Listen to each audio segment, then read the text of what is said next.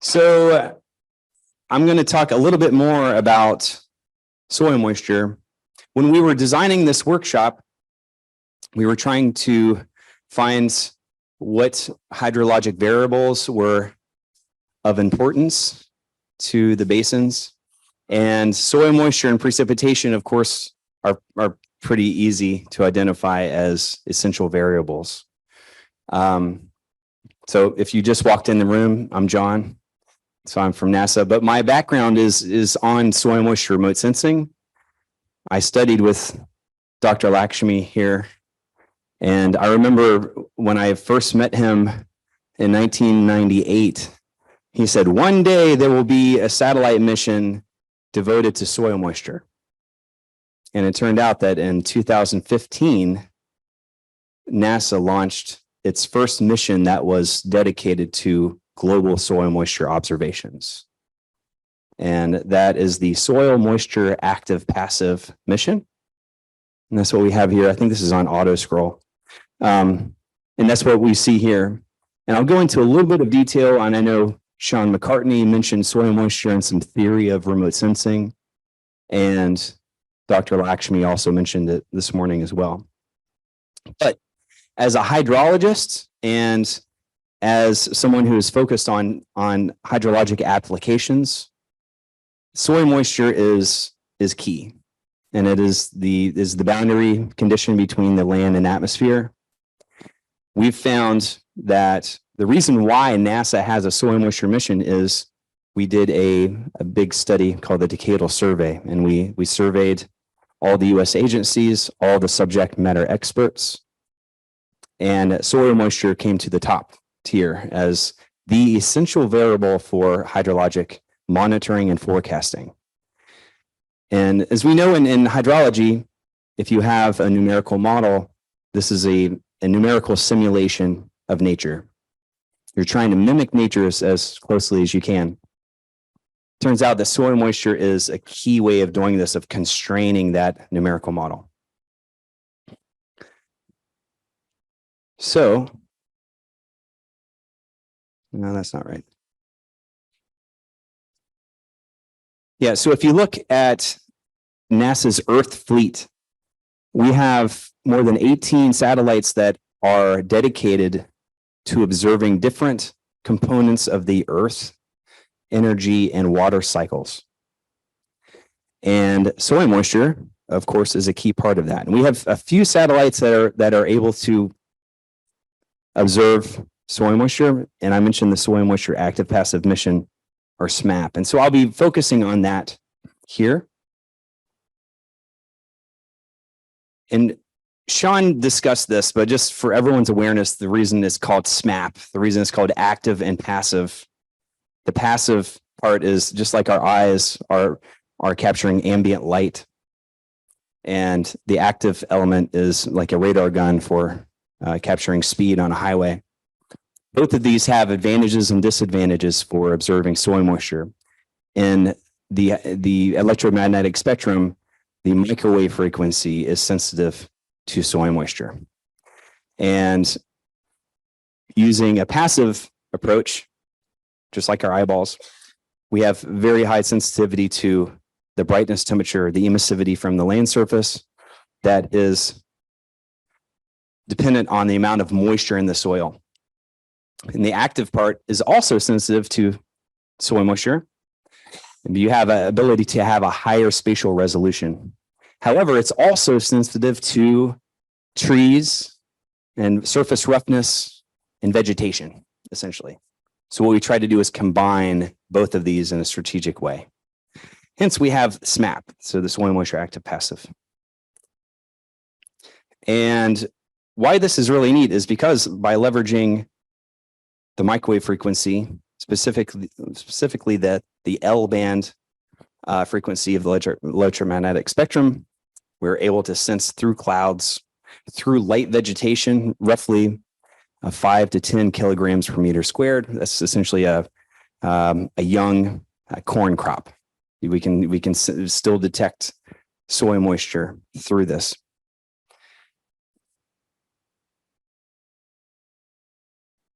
But the objective of doing this is not just to sense soil moisture, but it's having frequent repeat times. Our goal here is not to just have a fancy observation of the ground. It's to have something that's usable, that can be repeatable and be used in a hydrologic application for water resource management. So in order to do that, we have satellites that are placed on a specific orbit. So they are timed so they can optimize their spatial resolution and temporal resolution and the depth. So we have a great understanding that this is a key to hydrologic modeling, and it really drives a lot of processes that link the terrestrial water, energy, and carbon cycles. And if you're in the business of land surface modeling, which many of us are, we understand that having a gauge-based observation complementing a satellite-based observation can really improve your hydrologic model and reduce your uncertainty. And we like to say we drive that model towards nature. So I'm going to give just a quick run through of some of the products, and what we're going to be doing after this short presentation is that we'll go back and revisit the exercise that we did with Dr. Lakshmi, looking at GPM and SMAP soil moisture, but Perry and Sean, during lunch, instead of eating, they went and modified that exercise, and we found shape files specific for La Plata Basin, and we're going to be doing this together. So there will be a test. I lied to you earlier. There will be a test here. So we'll be able to do this live together. So let's see. I'm not going to talk about that. You don't need to know that. So the SMAP data product availability, I think mostly for this crowd, we're interested in the level 3 and level 4 products. So the level 1 are typically brightest temperatures and things. Level 3 and level 4 are products specific for applications. And the key here is the level 4 is a merged product that has been merged with the catchment land surface model to provide root zone soil moisture. So the passive microwave has its sensing depth is dependent on frequency and altitude. And also the type of soil, the amount of organic content in the soil, and the amount of water in the soil. But you can roughly say that it is on the order of 1 to 5 centimeters, depending on the type of soil you have. So how do we take that surface observation of soil moisture and make it usable and relevant to root zone soil moisture that is really needed to drive a lot of hydrologic processes? This is done through data assimilation. So data assimilation essentially is a strategic merging of two data sets. You're assimilating a data set. Every time you have an observation, you replace the modeled element with your observation. What I like to tell my grandmother about data assimilation, I said, well, you can think of data assimilation as if you're driving down the road, you're driving and you're sleepy, right? So when you're driving, you're the model, you're the land surface model. You're still going in the right direction, and when you close your eyes because you're tired, you veer away from the center line. And when you open your eyes, hopefully you correct towards the center line. That's data assimilation, essentially. So every time there's an observation, you correct towards the center path. And that's how the level 4 product is developed. So what's important for you to know, the level 3 radiometer product is provided at NASA. I'm going to provide some links here. Essentially, we have full global coverage every 2 to 3 days. That's important, number one. And the spatial resolution, the one that's probably most likely to be used here is a blended product that is provided at 9-kilometer resolution. There are also higher resolution products. Dr. Lakshmi, you mentioned this before, at 1-kilometer spatial resolution. They all have advantages and disadvantages, and this is for us all to explore and determine what is best for our application. There's been a lot of progress in the type of data the format of the data. So it could be on an easy grid. This is a standard NASA format for satellite data. It can be in a gridded format as well. I just mentioned the level 4 SMAP product. So these data come, you can have actually the level 4 product is provided in daily. Here they have a version that's 3-hour time averages, but essentially it is they average to a one day product. I'm going to skip over that. These are all the enhanced products. Again, what I think is probably most important for this crowd is this daily soil moisture radiometer product and the surface and root zone soil moisture product. And this daily, no, forget the last one. We don't need that right now. This is what they look like. Hey, by the way, I don't want that. What should I just do?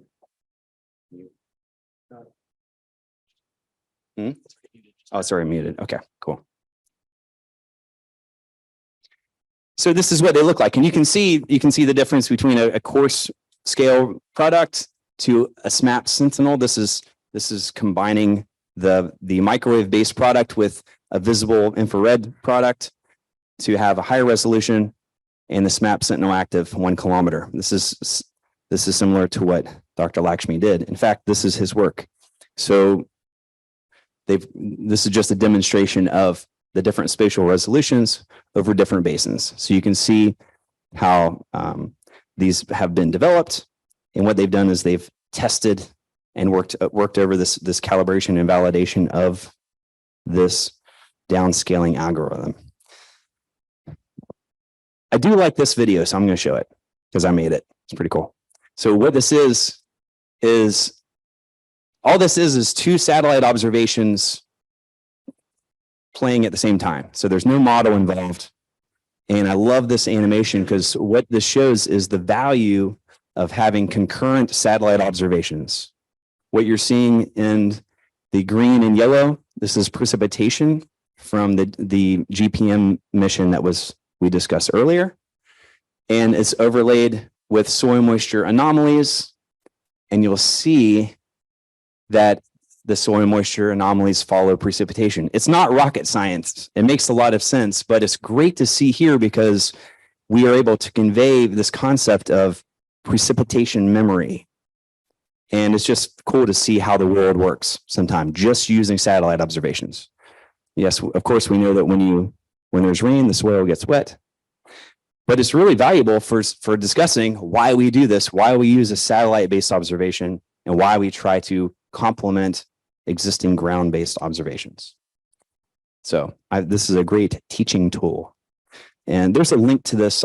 We can provide it if you guys want to use it in your classes and for your teams.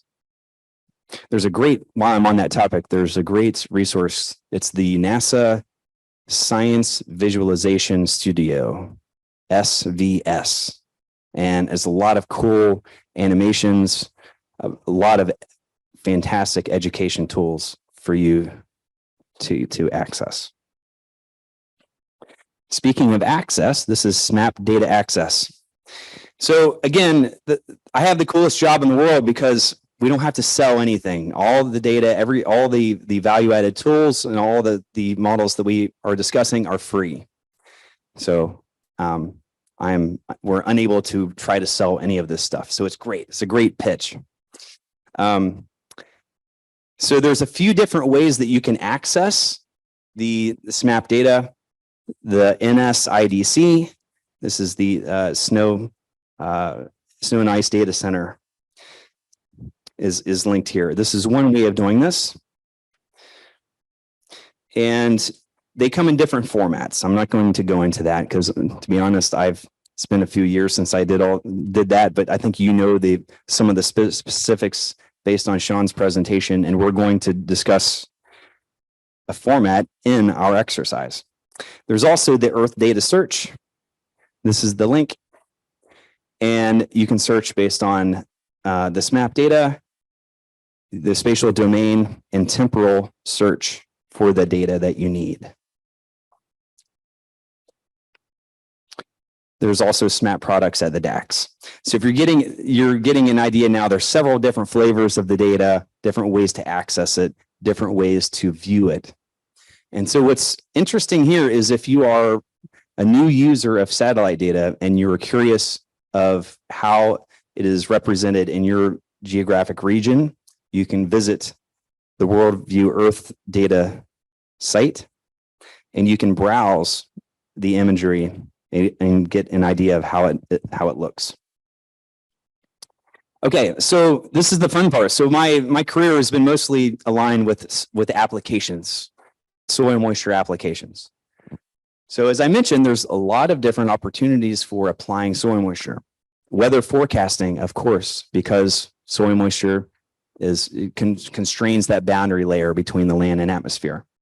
So we have a lot of operational products and demonstrations of soil moisture applications looking at for the United States Air Force. So in fact, the branch that I am leading at NASA Goddard Space Flight Center, we are now providing a data simulation product of SMAP into the US Air Force. So this is driving US military operations strategically and improving weather forecasts. So also we have GEOS GMAO as a SMAP observations. This is an operational, another extension of SMAP data assimilation. Several different examples. Agriculture, of course, soil moisture is used in agriculture, and we're seeing a lot of great opportunities for leveraging soil moisture, for improving crop forecasting models, for improving agricultural yield estimates, for looking at identifying areas and times of flash droughts, of agricultural droughts, and hydrologic droughts.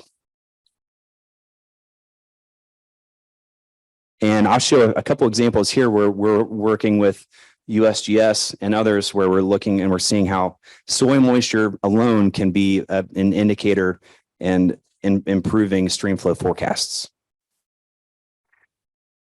So this is a pretty busy figure, but what I wanted to just show is that this big arrow is a way of demonstrating the evolution of a concept of, and initially how I mentioned the decadal survey, the need for global soil moisture observations for hydrology. This drove our mission development of the Soil Moisture Active Passive mission. And this was carried through our science data processing center, targeting specific data types and spatial and temporal resolutions, and finally driving towards hydrology applications. And at the end of the arrow, you see a hydrology application looking at the famine early warning system. This is a partnership with NASA and USAID. So this is another operational product coming out of the NASA Goddard Space Flight Center in partnership with several other agencies. This is my bread and butter. It was for many years. So this is the NASA USDA Global Land Data Assimilation System. And the big message here is that we were able to take soil moisture observations from initially it was the AMSR-E, the Advanced Microwave Scanning Radiometer, and then the European Soil Moisture Ocean Salinity Mission, and then SMAP.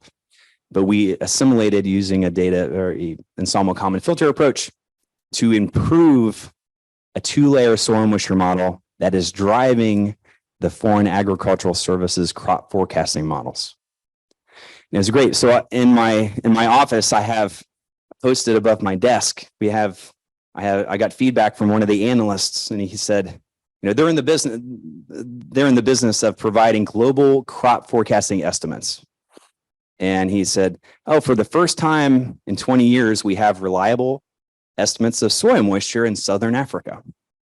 What's interesting about this is in areas where you have high food insecurity and water insecurity are also areas that typically lack gauge-based observation of soil moisture and precipitation. And this is where the value of satellite data is realized. So it's kind of cool. So I printed it out and it's above my desk. So this is a very new example coming out of our lab. This was produced by Tasnoom Varoof and Hung Lee, studied with FinCat. And essentially what you're looking at is how we can improve agricultural forecasting in Argentina. So we're working with the Buenos Aires Grain Exchange, and we're looking at how we can forecast NDVI. And we talked about this yesterday, the normalized difference vegetation index. It's a satellite-based indicator of vegetation health based on visible and near infrared spectrum. But what we're seeing is with a lead of 1 month, we have 75% improvement over existing approaches of NDVI. Up to 3 months, and we have a 67% increase. The point here is that we've taken satellite data of soil moisture and we've applied it, and we're showing real improvement in our ability to forecast agricultural yield. And this is, I think it's a big deal. I hope it is. Okay, so I have a couple other short examples. This was provided by Joe Santinello and Patricia Parker from NASA. And we're looking at just in the United States of irrigation. And we're seeing that irrigated land is really driving mesoscale changes in weather, right? And why is this on auto advance? I don't know why. I don't talk that quickly. So what we're seeing here in this red line is an increase in irrigated acres from 1890 up to 2018. And on the right, we're seeing water use. And so this is an US irrigated acreage and water use per capita. Was it per capita? No, per acre. And we're seeing this increased need of irrigation. And how do we obtain irrigation observations? We can do this using soil moisture. So we know that when in areas that are irrigated, they have evaporative cooling, so they have a different signature in the temperature and in the thermal signature as well as soil moisture. And I lost the last two slides. I don't know why. Okay, we'll skip that. But I think this is my last example, maybe. But this wasn't something we did using Google Earth Engine, and I'd really like to provide the Google Earth Engine links to these scripts. I think we do have that. But what this is, oh my God, why is it doing that? What this is essentially is on the left, all these are correlation of precipitation with stream flow. And on the right is soil moisture and stream flow. And we did this with, I think, over 900 basins in the United States using Google Earth Engine. And we did this assessment, and we found that using the soil moisture was a great indicator of stream flow forecasting. And it was all done in Google Earth Engine, all using freely available data. And if you look at this publication here, SAZIB 2020, it was in water. It was pretty cool. And aside from the soil moisture business, it was a great opportunity to highlight the value of Google Earth Engine, this cloud-based data for doing spatial analysis and pulling in these data sets. So if you go to this paper, you'll see that there are examples in the Google Earth Engine for how to access the data that we use to do that. So you can reproduce this. But yeah, I think this is my last example. So of course, soil moisture must be related to fire probability in some way. So this was a very, very straightforward paper that was led by Nazmish SAZIB. And what we're looking here is the soil moisture anomalies and fire count. So the fire count is satellite-based observations of fire. And we know that soil moisture is a leading indicator of future vegetation conditions. So when there is a negative soil moisture anomaly, this is an indicator of future vegetation conditions that are ripe for fire. Again, not rocket science, but it's really cool to demonstrate very clearly this connection to satellite-based soil moisture and satellite-based observed fire. that was the first step. And so now the second step is saying, okay, well, let's take this satellite-based observations of soil moisture and start applying it in our fire risk and our fire warning systems. And that's exactly what we are doing. So this is the exercise that we did earlier with Dr. Lakshmi.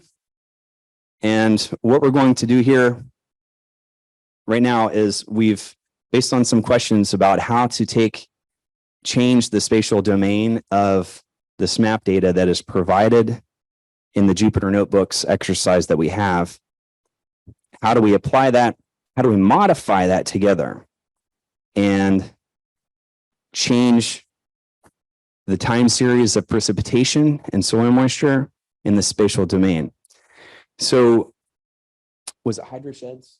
Yeah, so what we have, we're going to provide a link to a website called Hydrosheds. And what this is a way of, it provides a shapefile of a spatial domain that you select. And we're going to pull this into our Jupyter Notebooks exercise. And then we can complete this exercise together. I believe it. I believe in us. I think we can do it. Harry doesn't think so. So that's it. Okay. Thank you, John.